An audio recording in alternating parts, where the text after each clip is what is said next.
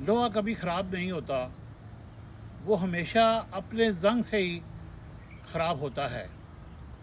इसलिए दूसरों से आस और उम्मीद ही आपको बर्बाद करती है। किसी पे उम्मीद ना रखें।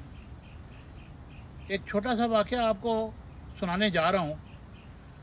एक चौकीदार अपने मालिक की कोठी के बाहर गन उठाए चौकीदारी कर रहा था कि उसका मालिक आया। उसने कहा कि तुमने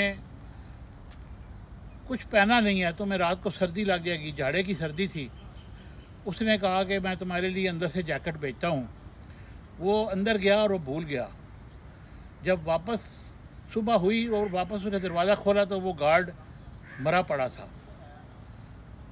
तो कहने का मकसद ये है कि वो गार्ड पहले इसी तरह बगैर किसी आस और उम्मीद के वो चौकीदारी कर रहा था, उसको सर्दी नहीं लग रही थी।